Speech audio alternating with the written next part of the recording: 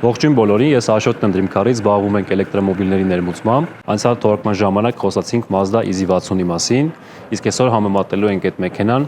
Deepal S07-ի հետ, որը ևս շատ պահանջված է Հայաստանում եւ մեր հաճախորդների մեծ մասը տատանվում է հենց այդ երկու մեքենաների միջև։ Անպայման բաժանորդագրվեք մեր ալիքին, որպեսզի բաց չթողնեք նմանատիպ թողարկումները, իսկ մենք սկսեցինք։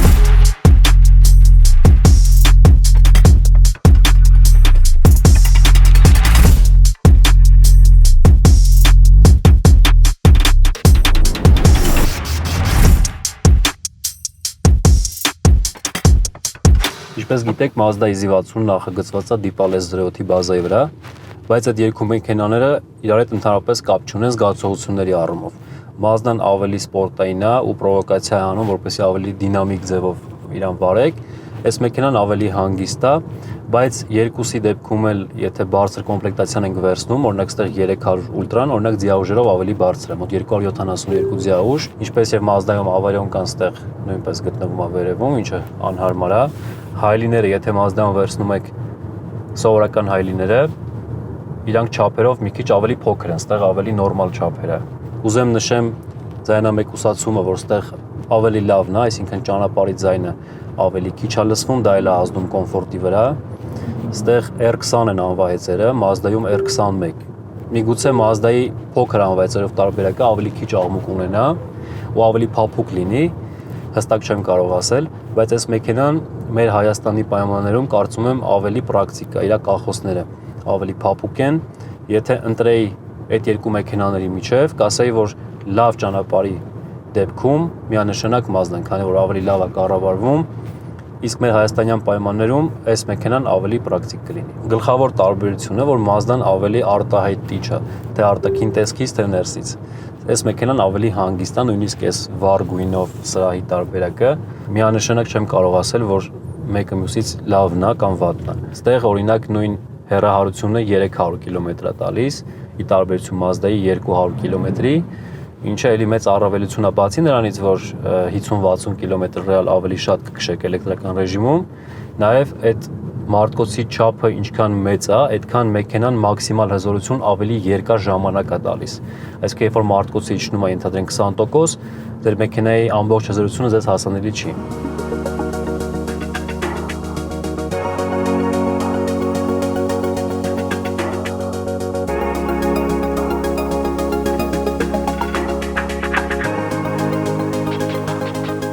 Մեքենայի բանալին ունի այս տեսքը, ֆունկցիոնալ բանալի է, բոլոր անհրաժեշտ կառավարման հնարավորություններով։ Դրան բռնակները էլի ունեն ներս մտած կառուցվածք, շատ տարածված է չինական մեքենաներում։ Ունեն երկշերտ ապակիներ առջևում, որը որ ազդում է մեքենայի ձայնամեկուսացման վրա, այստեղ բավականին լավն է ձայնամեկուսացումը։ Մեքենայի բարձրությունը նստելու համար շատ հարմար է։ Եթե սովորական ճապոնական կամ կորեական մեքենայից հետո այստեղ թվում է ինովացիոն, նույն Mazda EZ60-ից հետո այստեղ շատ ավելի կոնսերվատիվ է ու կան հասարակ բաներ, որոնք ավելի հարմար են դարձնում։ Նույն մեխանիկական բռնակները, որը որ Door Styling-ում եղել է կնոպկայի տեսքով, այստեղ շատ լավ է իրականացրած, ունեն գեղեցիկ բարձրախոսի դիզայն, Dolby Atmos էֆեկտով այստեղ գրված, լուսավորությամբ։ Սրահի մատերիալները բավականին որակյալ են, բոլոր այն հատվածներում, որտեղ ձեռքը դնում եք, փափուկ ու հաճելի մատերիալներ են։ Այս հատվածում այստեղ ունեն կաշի, ներքևի հատվածում արդեն պլաստիկ էլեմենտներ է։ Կրկին մեքենան գործի գցելու համար անհրաժեշտ է մենակ սեղմել արգելակի ոտնակը ու մեքենան պատրաստ է շահագործման։ Փոխանցման տուփը, ինչպես եւ Mazda EZ60-ում գտնվում է ղեկի մոտ, վերևը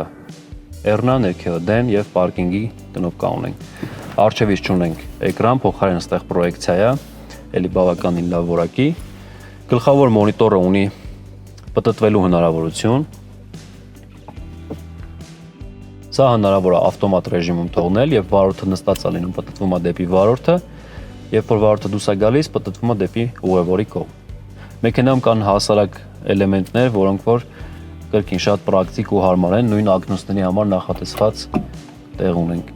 Կամ մեխանիկական ռեֆլեկտորները, որոնք որ ավելի հարմար են, քան էկրանի միջոցով կառավարելու դեպքում։ Այս մեքենան պատվիրել են գործարանից, այդտեղ բոլոր հնարավոր օպցիաները կան, որի մեջ մտնում է վարորդի նստատեղի 0 gravity եւ մերսման հնարավորությունը։ Դիպալ S07-ը ռեստայլինգ տարբերակում ունենում է 3 սրահի գույնային կոմբինացիա, մեկը մանուշակագույնը սպիտակի հետ համադրած, երկրորդը մոխրագույնը եւ երրորդը այս նարնջագույնը, որը որ ամենապահանջվածն է այս մեքենայի համար։ Նստատեղը բավականին գեղեցիկ է, ունի հովացման, տաքացման ու մերսման հնարավորություն, նաեւ zero gravity։ Ստեղ ունենք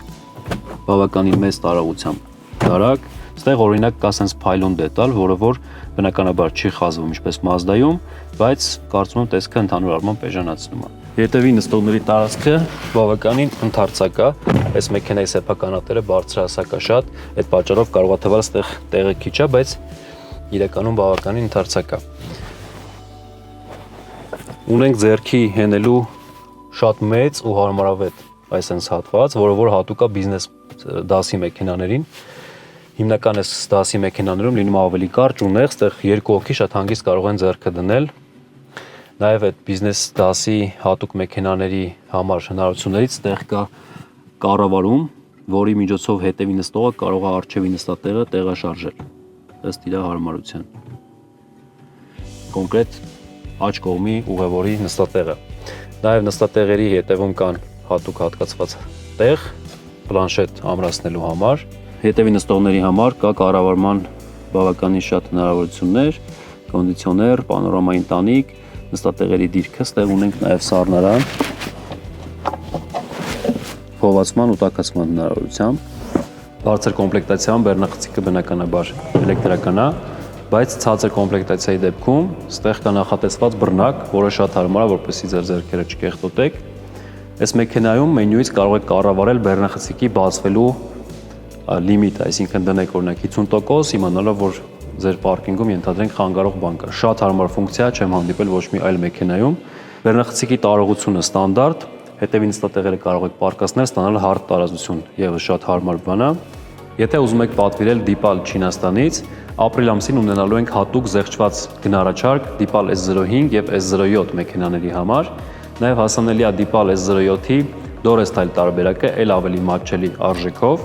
Կոնկրետ մեքենայի հարցում իրականացնելու համար կարող եք կապնվել մեր WhatsApp-ի այս հեռախոսահամարով կամ գրանցվել մեր Telegram-յան ալիքին, որտեղ պարբերաբար տեղադրելու ենք այդ առաջարկները։ Restyling տարբերակում այստեղ Huawei սիստեման է, որը որ շատ լավ որակի պատկեր ունի։ Մեքենայի ինտերֆեյսը ստացվել է թարգմանել ռուսերեն լեզու, նույնիսկ վերևի մենյուն ամբողջությամբ ռուսերեն է, բայց գլխավոր մեքենայի կարգավորումները դեռևս հասանելի չեն ռուսերեն կամ անգլերեն լեզուներով, այսինքն ստեղ ամեն ինչ չինարեն է, ու եթե այլ մեքենաներում բացի տարերից նաև լինում է պատկեր մոտավոր հասկանալու համար, ստեղ ոչ մի բան չկա, այդ առումով մի քիչ անհարմար է, բայց դա ժամանակի ընթացքում լուծող խնդիր է, թե թարգմանությունը, թե master account-ի թերի աշխատանքը։ Այսինքն այս մեքենայում տեղադրված է օրինակ SIM card, մեքենան ունի ինտերնետ, master account-ը աշխատում է, բայց նույն ավտոպարկինգը կամ ADAS համակարգերը, այսինքն ավտոպիլոտի մեքենայի գծերը փոխելու դեռևս չեն աշխատում։ Այդ ամեն ինչը, ինչպես նաև թարգմանության խնդիրը ժամանակի ընթացքում լուծվելու է։ Գլխավոր մենյուն ունի 3 տեսակ, առաջի տեսակը դա մեքենայի պատկերն է, որտեղ կարելի է կառավարել տարբեր ֆունկցիաներ։ Երկրորդ տեսակը դա ազատ մենյուն է, որտեղ կարող եք ցանկացած application կամ widget տեղադրել ըստ ձեր հարմարության, եւ երրորդը արդեն պատրաստ շաբլոնն է, բոլոր անհրաժեշտ ինֆորմացիան ստեղ ունեք։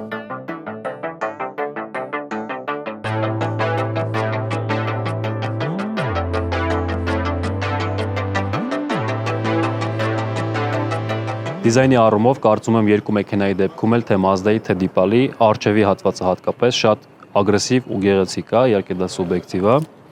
Այս մեքենան նմանեցնում է Lamborghini Urus-ին,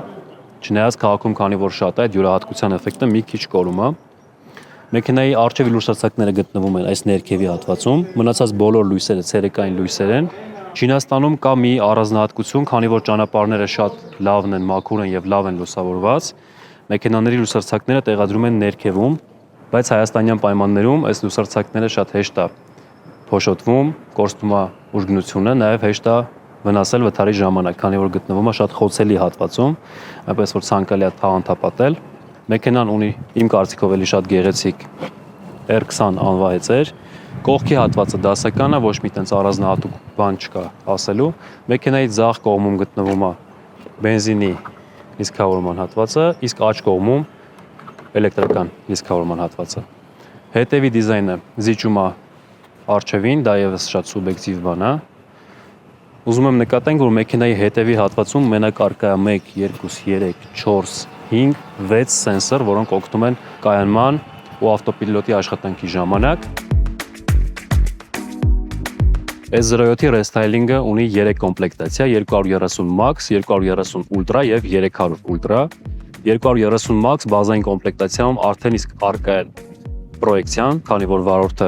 մոնիտոր չունի, առկա է նաեւ 360 աստիճան կամերաներ, պանորամային տանիք, առջևի նստատեղերի հովացումը եւ տաքացումը, նաեւ ադապտիվ LED լուսարձակները։ 230 Ultra կոմպլեկտացիայում ավելանում է ուղևորի նստատեղի Zero Gravity եւ մերսման հնարավորությունը, վարորդի դեպքում դա հավելյալ օպցիա է։ Ավելանում է նաեւ ղեկի տաքացում, բարձրորակ աուդիո համակարգ Dolby Atmos էֆեկտով, իդեպ մեքենայում ձայնի բարձրությունը սահմանափակված է ծրագրով, որը որ համեմատած նույն Mazda-ին շատ ավելի ցածր է, այսինքն իմ համար օրինակ այս հաստությունը բավարար չի լինի։ Նաև ունի սրահի գունավոր ամբիենտ լուսավորություն։ Մեքենան ունի 5 գույնի ընտրություն՝ սև, սպիտակ, մոխրագույն, նաև դեղին ու կարմիր երանգներով։ Անվայծերը լինում են R19 կամ R20։ Հավելյալ օպցիաներից հասանելի է նույն R20 անվայծերը, վարորդի նստատեղի Zero Gravity եւ մերսման հնարավորությունը եւ սառնարանը։ 230 Ultra-ի եւ 300 Ultra-ի միակ տարբերությունը դա մարտկոցի չափսն է, մի դեպքում 31.7, մի դեպքում 39 կիլովատ-ժամ։ Հատկապես այս մեքենայի դորեստայլինգ տարբերակի արժեքը հաշվի առնելով, նման արժեքում կարծում եմ մրցակից ընդհանրապես չկա ոչ միայն հիբրիդի, նաև էլեկտրականի դեպքում, այսինքն այս չափերի, այս որակի, այս կոմֆորտը տվող մեքենա, որը որ ունի նմանատիպ արժեք։ Եթե այն ժամանակ մի քիչ սկեպտիկ էինք մոտենում այս մեքենային, քանի որ նոր էր, Հայաստանում դեռ շատ տարածված չէր, պահեստամասերը քիչ էր, սպասարկումը անծանոթ էին մասնագետները, ապա հիմա այս տարի 26 թվականն լինելու է դիփալի տարի, պատճառներից մեկը նա է, որ Չինաստանում դիպալի արտահանումը որևիցե կերպ չի խաթարվել, այսինքն Չինաստանից հնարավոր է այս մեքենան գնել եւ բացի դա արդեն մարդիկ տեսան, համեմատեցին եւ հասկացան, որ դիպալը իրոք լավ մեքենա է, ոչ միայն Հայաստանում, նաեւ Չինաստանում ունի բավականին լավ ռեյտինգ, որակական տեսանկյունից շատ տարածված է, ինչը շատ կարեւոր է, այսինքն եթե մեքենան Չինաստանում սիրվել է եւ տարածվել է, դա նշանակում է արդեն ունի որակական որոշակի ստանդարտներ։ Այս մեքենան ունի ֆունկցիա, որը չեմ հանդիպել ոչ մի այլ էլեկտրական մեքենայում, այդ թվում ամերիկյան կամ եվրոպական, քանի որ մեքենան ռեկուպերացիայի ժամանակ ինքնուրույն դանդաղում է, հետևի վարորդը ոչ մի կերպ չի կարող դրա մասին իմանալ, քանի որ լուսարձակները չեն վառվում։ Այս մեքենայում 100%-անոց ռեկուպերացիան միացնելու ժամանակ, երբ մեքենան դանդաղում է, լուսարձակները վառում են, ինչը հավելյալ անվտանգության համար շատ կարևոր է եւ ոչ մի այլ մեքենայում դա չեմ տեսել, որպեսզի կիրառվի։ Թե Deepal S07-ը, թե Mazda-ի Z60-ը ըստի շատ հաջողված մեքենաներ են, թե դիզայնի առումով, թե սրահի հագեցվածության եւ կոմֆորտի առումով, բայց պետք է հասկանալ, որ Deepal-ը ինչքան էլ տարօրինակ չնչի, ավելի սովորական է, փափուկ է եւ կոմֆորտ, իսկ Mazda-ն ավելի սպորտային եւ նորարարական։ Եվ ընտրությունը կատարելուց կարող եք առաջնորդվել այդ թվում արտաքին տեսքի եւ բրենդի ֆակտորներով։ Ցանկացած հարցի դեպքում կարող եք կապնվել մեզ հետ, կոնտակտային տվյալները կլինեն վիդեոյի ներքևում։ Շատ շնորհակալ եմ, որ հետևում եք մեր ալիքին, բաժանորդագրվեք եւ լավ եղեք։